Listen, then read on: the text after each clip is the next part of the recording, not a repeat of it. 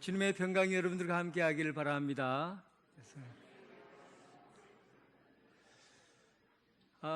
낯선 이들이 교회에 이렇게 많이 왔다 갔다 해요. 교회 마당에 있으면은. 그러다가 어느 곳에 이르러서 딱 멈추어서는 자꾸 말을 해요. 말을 걸어요. 아, 예쁘다. 아이고, 참 예쁘네. 하고 말을 걸어요. 야, 아름다운 꽃이 있으니까 그 꽃을 그냥 지나칠 수 없는 거예요. 아름다운 것에는 사람이 발걸음이 멈추게 되고 말을 걸게 돼요. 그 아름다운 꽃을 제가 여러분들 보라고 찍어 왔어요. 한번 보여드리겠습니다. 한번 보세요. 마당을 지나다 보면, 네. 빨리 보내주세요. 그리 적어? 아, 이거 굉장히 크게 보냈는데 꽃이 오다가 작아졌어요. 이게 백일홍, 꽃으로 나온 백일홍인데 꽃잎이 하나씩 이렇게 낱개로, 그래요. 낱개로 이렇게 되어 있는 거를 이렇게 중심에서 모여서 탁 붙어 있는 이 좌우 대칭을 탁 살펴보면 정확하게 탁탁 맞아가고, 그리고 한 잎 한 잎이 그 자기 자리에 탁 있을 때 그때 사람들이 아름답다라고 생각을 하는 거죠. 그럼 놀라운 사실이 있어요. 아름다운 사람은 외롭지 않습니다. 왜 그럴까요? 자꾸 말을 거니까. 아이고, 아름답다, 예쁘다 하고 말하고 싶으니까. 그래서 아름다운 사람은 외롭지 않아요. 신앙생활은 아름답게 해야 돼요. 아름다운 믿음을 갖고 있으면 자꾸 사람이 말을 걸어요. 찾아와요. 함께 있고 싶어 해요. 좋은 말 하고 싶어 해요. 그러니까 여러분, 신앙은 아름답게 키워가고 아름답게 세워져야 돼요. 여러분, 아름다운 믿음의 사람 되길 주님의 이름으로 축원합니다. 오늘 이 이야기를 하려고 그래요. 민수기서는 사실은 참 건조한 이야기거든요. 재미없는 이야기예요. 그런데 그 영적인 의미를 살펴보면 대단히 의미가 있어요. 민수기 1장에서 우리가 살펴본 바로는 이스라엘 출애굽한 사람들의 군인들이 몇 명이었는가 하는 것과 그 많은 사람의 인구가 얼마나 되는지를 우리는 민수기 1장에서 살펴봤어요. 전부 다 합치면은 한 200만 명 정도 되는 사람들이 그 광야로 나오게 된 것이죠. 200만 명이에요. 그런데 그 200만 명이 광야에 들어와서 생활할 때 어떤 방식으로 생활했겠느냐 하는 거죠. 그냥 모세와 아론이 동쪽으로 가자 하면 막 떼거지처럼 우르르 갔다가 서쪽으로 가자 하면 또 우르르 몰려가고 그렇게 했겠느냐 하는 거죠. 하나님께서 이스라엘 백성들에게 내가 내 백성을 삼고 광야로 불러 모으신 것은 하나님이 어떤 방식으로 이 세상을 이끌어 가실 것인지를 보여주는 거예요. 그냥 아무런 계획 없이 사람을 모아놓고 그냥 계획도 없이 그냥 움직이게 하는 그런 하나님이 아니시다는 거죠. 결국 하나님이 이스라엘 백성들을 모아놓고 움직이는 그 구조를 보면 모든 것이 하나님의 계획과 섭리 속에 만들어져 있는 것인 것을 알 수가 있어요. 그러니까 오늘 우리가 보는 이 모형도는 실제로 굉장한 의미를 담고 있다고 봐야 돼요. 그냥 단순히 이스라엘 백성들이 광야에서 행군하기 위해서 만들어진 그 모형만을 이야기하는 것이 아니라 여기에는 깊은 뜻이 담겨져 있는 거죠. 어떤 깊은 뜻이 담겨져 있을까요? 그 모형을 보면은 그 모형이 그냥 만들어졌겠냐 하는 거죠. 이 모형은 하늘에서 있었던 것을 계획하고 난 다음에 이 땅에서 백성들에게 그 모습을 그대로 펼쳐져 보여준 거예요. 놀랍지 않아요? 그러니까 광야라는 이 곳에서 무엇을 발견하느냐 하면, 광야에서 하나님 나라가 어떤 모습일지를 이 광야에 살면서 보여주는 거죠. 그러니까 여러분 깜짝 놀랄 일 아닌가요? 제가 사실은 이 본문을 읽으면서 속이 답답해서 견딜 수 없더라고요. 이 모형도를 가지고 무슨 설교를 하겠나. 하나님 할 말이 없어요. 그런데 오늘 새벽에 눈을 탁 열어주시는데 이렇게 보여주시는 거예요. 잘 보라는 거예요. 잘 보니까 이게 그냥 보통 모습이 아니라 하나님 나라의 천국의 모습을 보여주고 있는 거죠. 하나님께서 사람을 200만 명을 불러 모아놓고는 그냥 마음대로 흩어놓고 자유분방하게 닭들이 그냥 지 마음대로 막 쫓아다니듯이 그렇게 세워놓은 그곳이 하나님 나라이겠냐는 거죠.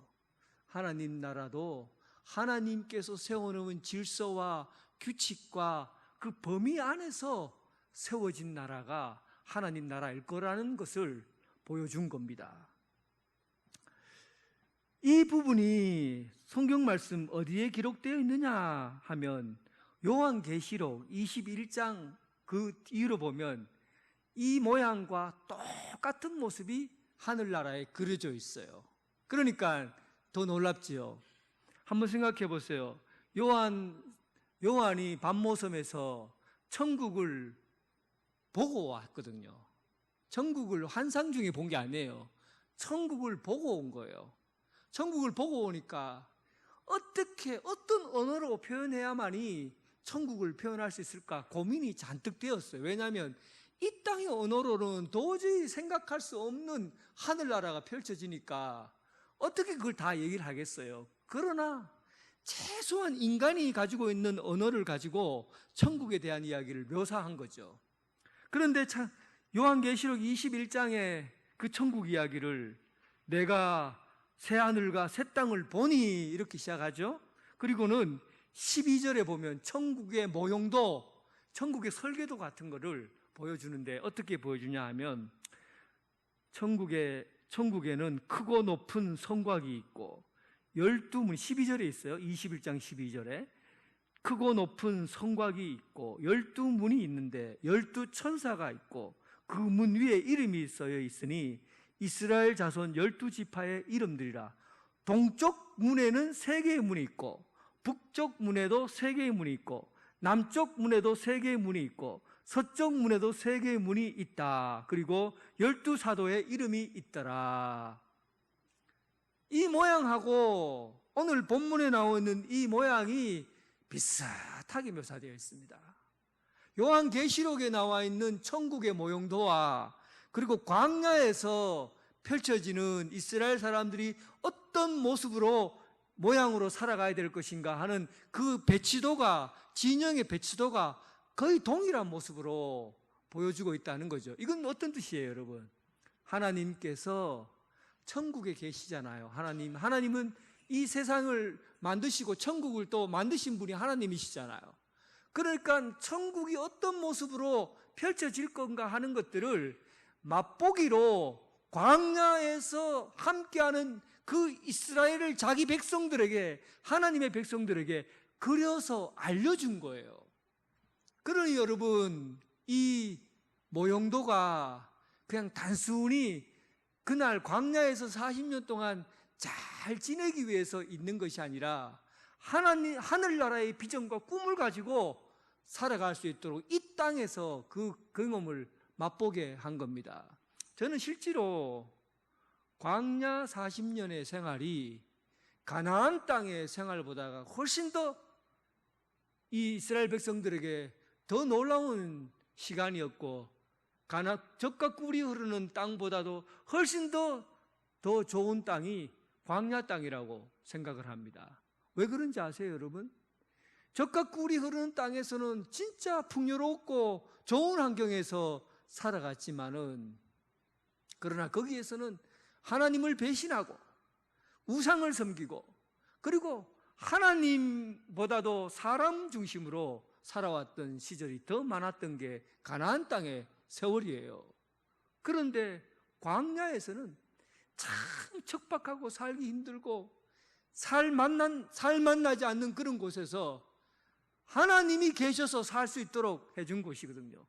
그냥 눈만 뜨면 하나님이 보여주는 거예요.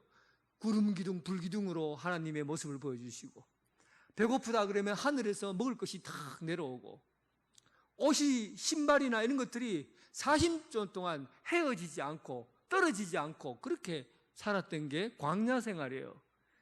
겉으로 환경적으로는 사는 게 광야가 힘들지만은 신앙적으로 볼 때는 어디가 천국입니까? 여러분 생각에 어디가 천국인 것 같아요? 광야가 천국이에요. 하나님과 함께하는 곳이 천국이니까. 그러니까 여러분, 이 광야라는 이곳이 어쩌면 이스라엘 사람들에게 가장 척박하고 힘든 삶을 사는 곳이지만, 그곳에서 봐라, 장차 올 그 나라에서 보여질 천국의 모습이 다 그려져 있다 하고 보여주신 것이죠. 물론 그렇다고 천국이 광야입니까? 천국이 광야예요? 이사야의 그 기자가 천국을 노래했잖아요. 여러분들도 그 노래를 알아요? 사막에 샘이 넘쳐 흐르리라. 사막에, 몰라요? 사막에 꽃이, 알면 좀 해보라고요. 사막에 꽃이 피어 항내 내리라. 주님이 다스리는 그 나라가 되면은 사막이 낙원되리라. 사자들이 어린 양과 뛰놀고 어린이들 함께 뒹구는 참 사랑과 기쁨의 그 나라가 이제 속히 오리라. 천국이 여러분 그냥 광야는 아니에요. 광야는 아니거든요. 그런데 그 광야에서 보여지는 그 모형도를 하나님께서 이스라엘 백성들에게 펼쳐져 보여주신 겁니다. 이렇게 생각해 보면 우리가 이 땅에서 사는 삶보다도 천국에서 사는 삶을 좀 준비하고 살아야 되지 않겠습니까? 이 땅에서 이 어떤 큰 조직의 틀 안에 그 소속되어 가서 어느 틀 속에 우리가 들어가서 그 아름다운 배치도 속에 들어가야 된다고 한다면, 지금 우리가 사는 이 세상에서 그냥 마음대로 그냥 조직에 속해져 있는 사람 아닌 것처럼 그렇게 마음대로 살아야 되겠습니까?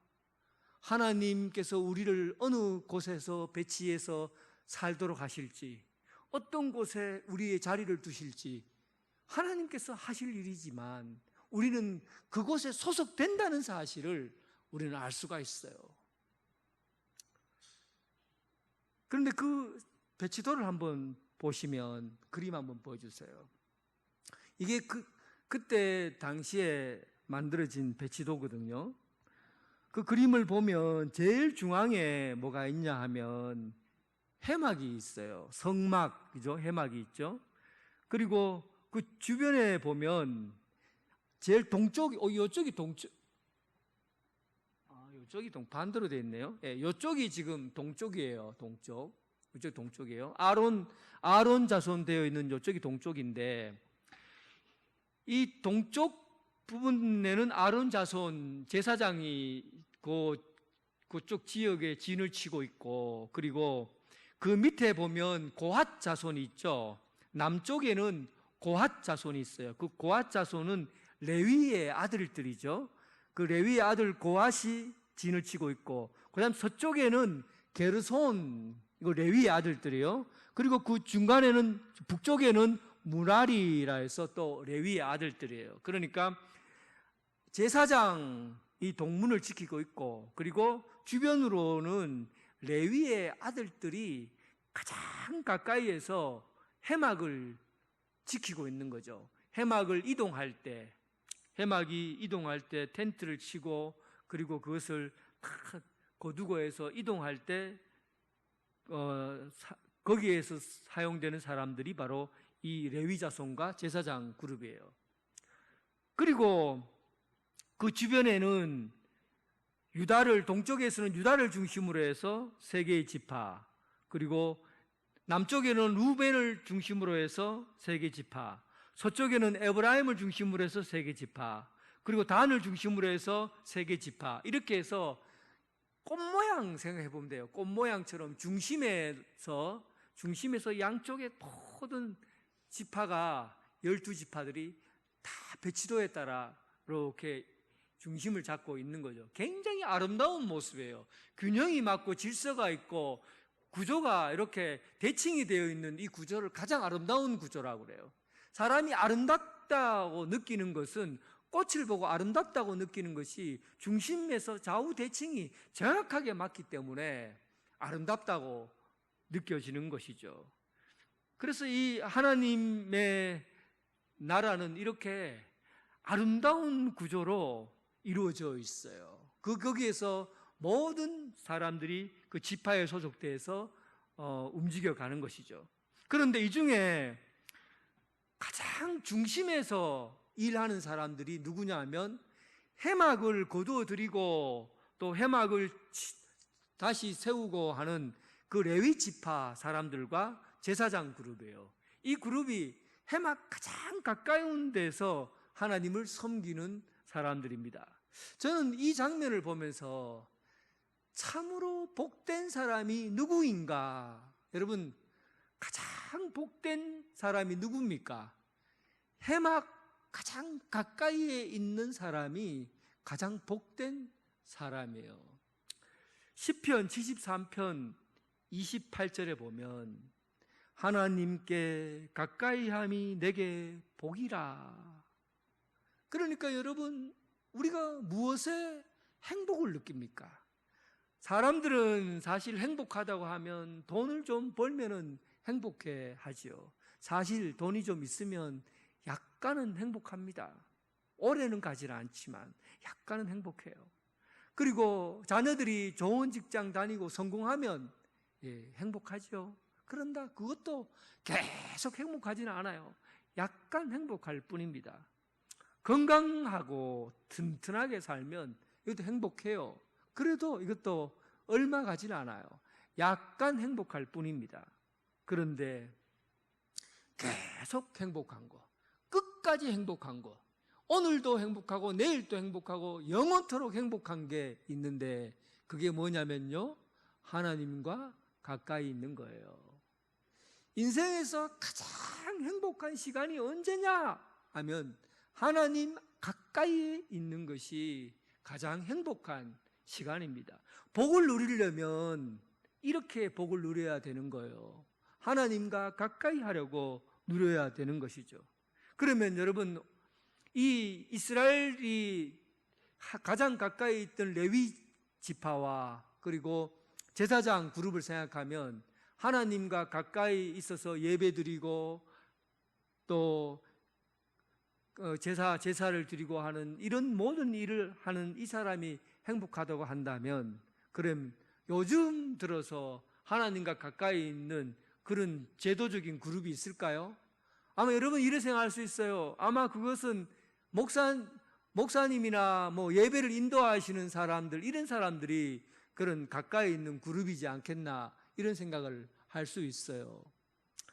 그런데 이 생각이 언제까지 되었냐면 초대교회 이후부터 시작해서 1000년 동안 교회가 이런 일을 벌여왔어요. 하나님께 가까이에서 봉사하는 사람은 제사장들, 그러니까 성직자들이 하나님과 가까이 있는 사람이라고 여겼어요. 그래서 하나님의 말씀을 볼 때도 성경을, 성직자 외에는 성경을 볼 수가 없었어요. 왜냐하면 라틴어로 되어 있으니까 아무도 성경을 못 보는 거예요. 그 대신에 성직자들만 성경을 볼 수 있어요.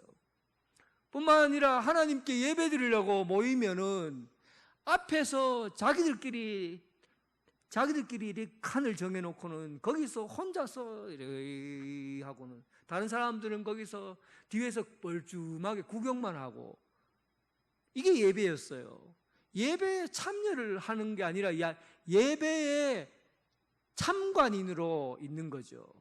예배의 구경꾼으로 있어요. 예배의 중심에 들어와서 예배를 못 드리는 거예요. 그 누가 하는 일입니까? 하나님과 가까이 있는 성직자들이 하는 일이에요. 그러니까 여러분들이 만약에 그때 태어났으면 하나님 앞에 예배도 못 드리고 기도도 제대로 못하고 찬양도 제대로 못하고 하나님 앞에 하나님을 섬기는 그 이런 일에 전부 다 소외되어야 될 사람들이죠. 그런데 이 일을 종교개혁자들이 나서서 이것이 잘못되었다고 뒤집어 놓은 거예요. 어떻게 하나님의 말씀을 성직자들만 읽는 거냐, 모든 사람이 하나님의 말씀을 읽어야지 하고 독일어로 번역하고 영어로 번역하고 세계 각국의 나라들이 자기 나라 말로 번역을 해버렸어요. 그러니까 여러분 성경 읽지요? 읽지요? 그때 이후로 여러분들이 성경을 자유롭게 읽게 되어서 하나님과 가까이 할 수 있게 된 거예요. 여러분 예배 드릴 때 저 혼자 쇼를 하고 있습니까 지금? 아니면 여러분들이 함께 예배 드립니까? 제가 쇼합니까? 여러분들이 함께 예배 드리잖아요. 찬양대가 혼자서 찬양합니까? 여러분들이 함께 찬양하잖아요. 하나님과 가까이 할 수 있는 이런 일들이 오늘날 우리에게 주어지게 된 겁니다. 그래서 지금 여러분 우리가 어떤 일을 해야 가장 행복한가? 제사장들이 하는 일, 레위인들이 하는 일, 이 일들을 우리가 하는 것이죠. 그 일에 우리가 충성을 다하고 마음을 다하고 헌신을 다하고 몸과 마음과 뜻을 다하여 하나님 앞에 나올 때, 그때 여러분들의 삶이 하나님 중심에서 가장 가까이 있는 사람으로 살아가게 되는 겁니다. 여러분 인생에서 하나님과 가까이 하는 복을 누리기를 주님의 이름으로 축원합니다. 이 구도를 보면요, 동쪽에 있는 이 지파의 자리가 참 특별한 자리입니다. 왜냐하면 동쪽은 문이 동쪽으로 열려 있거든요. 이 해막의 문은 동쪽으로 열려 있습니다. 동쪽에서만 문이 있고 다른 데는 문이 없어요. 이름만 있지 문은 없어요. 동쪽은 하나님이 들어오시는 곳이라고 생각을 했어요. 태양이 뜨는 곳, 하나님이 들어오시는 곳이라고 생각했기 때문에 그것을 지날 때마다 의식을 행하죠. 번제를 행하고 또 통과할 때마다 손을 씻고 또 들어갈 때마다 향을 뿌리고 이렇게 딱 의식을 취하는 것은 그것을 동쪽은 거룩한 곳이라고 생각을 했어요. 그러니까 이 동쪽에 누가 자리를 잡느냐 하는 것은 12지파 중에서 굉장히 중요한 일입니다. 보통은 누가 서야 됩니까? 장자인 루벤이 그 자리에 있어야 되는 거예요.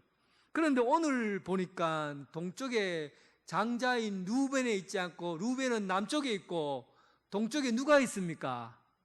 유다지파가 있었어요. 유다지파가. 어떻게 이 일이 유다지파로 넘어가게 됐냐고요. 그 일은 창세기에 그 얘기가 나옵니다. 야곱이 그의 아들들을 불러놓고 죽기 전에 축복하잖아요. 축복할 때 루벤이 한 짓이 있었어요. 네가 그 야곱의 첩을 범했는 그 죄를 물어서 네가 장자의 자리를 잃게 될 것이다. 그리고 그때 그의 장자의 자리를 잃게 됩니다. 그가 죄를 범했기 때문에 그가 지켜야 될 장자의 자리를 잃고 유다가 그 장자의 자리에 올라가게 된 것이죠. 여러분, 우리가 맡은 자리가 하나님 앞에서 하나님께서 우리에게 맡긴 자리가 얼마나 귀한 자리고 이름이 있는 자리라는 것을 여러분 알고 살아야 합니다. 제가 볼 때 여러분 잘 모르시는 것 같아요. 여러분들의 삶 가운데 하나님이 내게 맡긴 것이 무엇인지 모르고 사는 것 같아요. 모르고 사니까 자기 마음대로 사는 거예요. 내가 장자의 자리라고 하는 그 자리에 있는데도 불구하고 그 자리를 귀한 줄 모르는 거죠. 하나님께서 맡긴 자리가 얼마나 소중한 자리인지를 알면은 함부로 살질 않아요. 그런데 이 루벤은 하나님께서 맡긴 그 장자의 자리를 자기 욕망을 채우기에 바빠 헌신짝처럼 버리고, 그리고 그 일이 유다에게로 넘어가게 된 겁니다. 여러분, 주님 앞에 부르심을 받은 성도 맞습니까? 주님께서 여러분들 불러서 여기 자리에 왔습니까? 아니면 여러분 스스로 여기 왔습니까? 주님이 여러분 부르셨지요? 불렀다는 것은, 야, 더가 일로 와라. 우리 아버지가 그래. 더가 일로 와라. 그래, 오늘 내가 아버지 왜 불렀어요? 그래, 오늘 학교 갔다 와서 동사무소 갔다 와라 해. 심부름을 시켜요. 불렀으니까 심부름 시키잖아요. 예수님께서 여러분들 불러서 왔다고 그랬잖아요. 여러분들 전부 다. 그러면 주님이 여러분들에게 심부름 시킨 것 기억납니까? 뭔지? 알고 계셔요? 그거 모르고 살면 큰일이에요. 심부름을 시켰는데 여러분들 지금 아무도 몰라. 아이, 뭐지? 도대체 주님이 나에게 뭔 심부름을 시켰지? 이거 모르고 어떻게 사는데 어떻게 그 자리를 지키겠어요? 루벤의 자리를 어떻게 지킵니까? 디모데후서 4장 보면, 너는 말씀을 전파할 때를 얻든지 못 얻든지 항상 힘쓰라. 범사의 오래 참음과 가르침으로 경책하며 경계하며 끝나라. 너는 모든 일에 신중하며 고난을 받으며 전도자의 일을 하며 내 직무를 다하라. 하나님의 말씀을 듣고 말씀을 가르치고 말씀을 전하는 이 일이 우리가 주님 앞에 부름받은 사명입니다. 이 사명이 기억납니까? 여러분들이 어떤 일을 해야 동쪽 문을 지키는 사람이 되는지 여러분 기억나십니까? 주님이 여러분들을 부르실 때 그냥 부른 게 아니에요. 내 말을 전하고 복음을 전하라고 하는 이 사명을 우리가 다 맡았거든요. 이 사명을 다 맡았어요. 동쪽 문을 여러분 지켜내시길 바랍니다. 그 자리가 복된 자리예요. 귀한 자리예요. 거룩한 자리예요. 이 자리를 하나님께서 여러분들에게 맡긴 이 사명의 자리를 여러분 끝까지 감당해서 때를 얻든지 못 얻든지 항상 말씀을 전하는 이 사역을 여러분들 감당하는 여러분 되시길 주님의 이름으로 축원합니다. 해막의 모습을 보면 해막이 중간에 있고 나머지 모든 지파들이 날개를 쫙 펼쳐서 동서남북 아름답게 좌우 대칭에 맞게 탁탁 구분되어서 정리가 되어 있어요. 그런데 여러분 참 재미있는 사실은 고대의 신들의 모습과 한번 비교를 해보면 참 재미가 있어요. 고대의 신들은 자기 신을 어디에다가 두냐 하면 물론 우상이지요. 그걸 어디다 두냐면 가장 높은 곳에다가 둬요. 지구라이트라고 해서 이렇게 계단처럼 탁탁 계단을 만들어요. 계단을 만들어서 육각형 계단을 만들어서 그 위에다가 성전을 지어요. 성전을 짓고 거기에다가 우상을 세워두죠. 사람들이 그 우상 앞에 가면은 저 밑에 계단에서 무릎을 꿇고 가장 높이 있는 신에게 고개를 팍 숙이고 그리고 절하고 경배를 드리는 거죠. 그러면 제일 위에 있는 제사장이 그 위에서 제사를 지내고, 그리고 그 신들이 너희들을 돌보고 있다, 너희를 다스린다 하고 힘과 권위를 가지고 자기 마음대로 막 인간을 저주하기도 하고 축복하기도 하고 자기 마음대로 움직이는 그런 신들의 형상을 가지고 있어요. 그러니까 고대 근동의 신들은 어디에 있는 겁니까? 높은 곳에 있는 거예요. 그리고 사람은 저 밑바닥에 보이지 않는 곳에 개미만하게 있는 거죠. 그러니까 이런 질적인 차이를 두고 힘과 권력을 가지고 다스리는 게 그들의 신들의 모습이에요. 그런데 참 신이신 하나님은 이 땅에 신의 모습을 보여주시는데 어떤 모습을 보여주냐 하면 평평한 땅 가운데서 높이 막 뭔가를 세워서 올리시는 게 아니고 나지막한 딱딱한 천막을 하나 딱 치고 그 천막 안에서 언약궤를 중심으로 해서 그렇게 다 해놓으시고 하나님께서 거기에 임재해서 그리고 있는 그 모습을 보여줘요. 이 신전의 이방 신들의 신전은 높은 곳에서 아래로 내려보는 그런 권력 구도를 가지고 있다고 한다면 하나님은 어떤 구도를 가지고 있습니까? 이 세계의 중심에 놓여져 있는 하나님을 볼 수가 있어요. 중심이라는 것은 모든 것들이 중심에 연결되지 않으면 불안한 거예요. 중심에 연결되지 않으면 아름답지 않는 거예요. 중심에 연결되어 있지 않으면 조화가 깨지는 거예요. 그래서 모든 세계의 중심은 하나님께로 향하는 것이라는 것을 보여주는 것이죠. 그래서 하나님은 언제 어디서나 중심을 향할 때 만날 수 있게 되는 겁니다. 사람들이 일터에서, 내가 살아가는 일터에서 하나님 중심과 연결된다고 한다면 그런 그 일터에서 내 삶의 중심이 하나님이시니까 거기서 하나님과 연결된 삶을 사는 거죠. 가정에서 생활할 때 하나님이 내 삶의 중심에 와 계신다고 한다면 그 가정은 하나님과 연결된 가정이 되는 겁니다. 교회가 우리 마음대로 주어진 것이 아니라 예수 그리스도를 중심으로 해서 모든 지체가 연결되어 있다고 한다면 그 교회는 바로 아름다운 교회의 모습을 띠게 되는 것이죠. 사랑하는 성도 여러분, 꽃이 아름다운 것은 중심에 꽃잎이 연결되어 있기 때문에 아름다운 겁니다.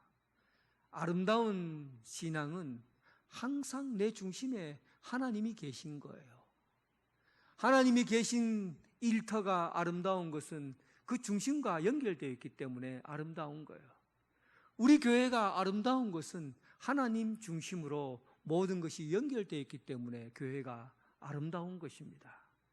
여러분, 신앙생활에서 참으로 귀한 삶을 사는 것은 내 안에, 내 중심에 하나님이 계시다는 것과 내 삶의 모든 현장이 하나님과 연결되어 있다는 그 사실, 이로써 참으로 아름다운 믿음 생활과 아름다운 교회 생활을 해갈 수 있다는 것, 오늘 이 자리에서 참으로 아름다운 믿음을 갖는 성도들로 살아갈 수 있기를 주님의 이름으로 축원합니다. 하나님 아버지, 감사합니다. 오늘 우리가 이 땅 살아가는 동안에 하나님이 우리 중심에 와 계시고 우리가 살아가는 일터에서 하나님이 낯선 분으로 계신 것이 아니라 생생히 우리를 다스리고 보호하시고 지키시는 분임을 우리는 믿습니다.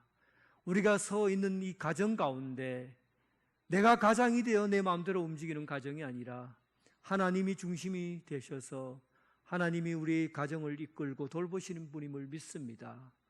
오늘 우리 교회의 중심으로 와 계신 하나님, 우리가 주님 앞에서 온전히 하나님 내 맡은 사역들을 잘 감당함으로 하나님과 연결된 그 믿음으로 교회를 세우고 아름다운 교회로, 질서 있는 교회로, 조화 있는 교회로 세워가게 하여 주옵소서. 오늘 이 믿음을 갖고 살아가고 있는 우리 온 성도들이 함께 한 몸을 이루어서 아름다운 꽃과 같이 조화로운 하나님 나라를 꿈꾸며 그 나라를 향해 전진해 가는 그런 믿음의 성도들 되게 하여 주옵소서. 예수님 이름으로 기도드립니다. 아멘.